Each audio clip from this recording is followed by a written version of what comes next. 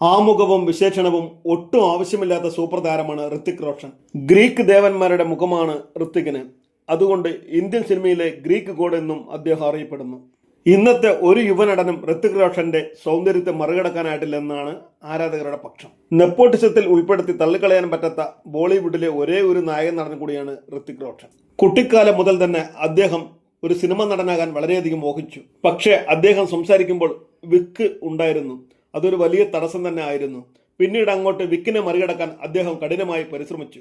വർഷങ്ങളുടെ പരിശ്രമത്തിലൂടെ അദ്ദേഹം വിജയിക്കുക തന്നെ ചെയ്തു. സിനിമയുടെ എല്ലാ കാര്യങ്ങളിലും വേണ്ടത്ര അറിവ് നേടിയ ശേഷമാണ് ഋത്തിക് ആദ്യ പടമായ കഹാന പ്യാർ ഹൈയിൽ അഭിനയിച്ചത്.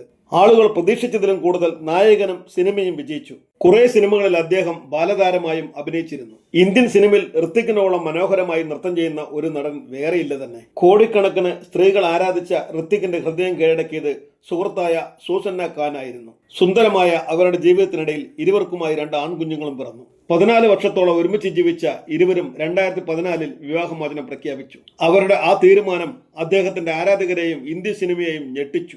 മാതൃകാ ദമ്പതികളുടെ സ്ഥാനത്താണ് ഋത്തിക്കിനെയും സൂസന്ന ഖാനെയും ആരാധകർ കണ്ടിരുന്നത്. പക്ഷേ എന്തുകൊണ്ട് അവർ പിരിഞ്ഞു എന്നതിനുള്ള കാരണം ഇരുവരും ഒരിക്കലും വെളിപ്പെടുത്തിയതുമില്ല. ഋത്തിക്കിന്റെ വഴിവിട്ട ബന്ധങ്ങളാണ് അവരുടെ ബന്ധം തകരാൻ കാരണമെന്നും പറഞ്ഞു കേട്ടിരുന്നു.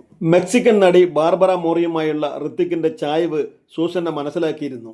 സഹപ്രവർത്തക എന്നതിലുപരി വലിയൊരു അടുപ്പം തന്നെ ബാർബറ മോറിയുമായി ഋത്തിക്കിന് ഉണ്ടായിരുന്നു. ഇത് സൂസന്നയുമായുള്ള ഋത്തിക്കിന്റെ ജീവിതത്തിൽ കോളിളക്കം തന്നെ സൃഷ്ടിച്ചു. കൈറ്റ്സ് എന്ന സിനിമയിൽ ബാർബറയും ഋത്തിക്കും ഒരുമിച്ച് അഭിനയിച്ചിരുന്നു. സിനിമ പരാജയപ്പെട്ടെങ്കിലും രണ്ടുപേരുടെയും പ്രണയം വിജയിച്ചു.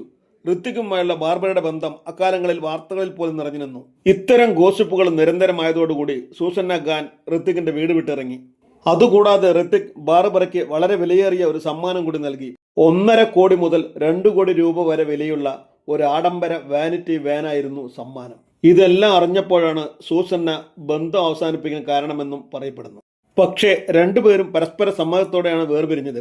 അവർ ഭാര്യ-ഭർത്തൃബന്ധം അവസാനിപ്പിച്ചെങ്കിലും ഇരുവർക്കും ഇടയിൽ ഇപ്പോഴും ഒരു സൗഹൃദം നിലനിൽക്കുന്നു. മക്കളുടെ കാര്യങ്ങൾ വരുമ്പോഴെല്ലാം ഇരുവരും ഒരുമിച്ച് നിൽക്കാറുണ്ട്.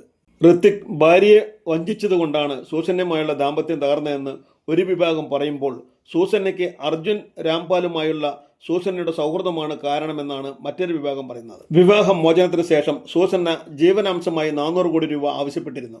അത് നിഷേധിച്ച ഋത്തിക് 350 കോടി രൂപ നൽകിയതായും പറയപ്പെടുന്നു. കഴിഞ്ഞ 2 വർഷമായി ഋത്തിക്കും സഭയും ഡേറ്റിംഗിലാണ്. സൂസന്നയാണെങ്കിലോ നടൻ അസ്ലൻ ഗനിക്കൊപ്പം ഡേറ്റിംഗിലുമാണ്.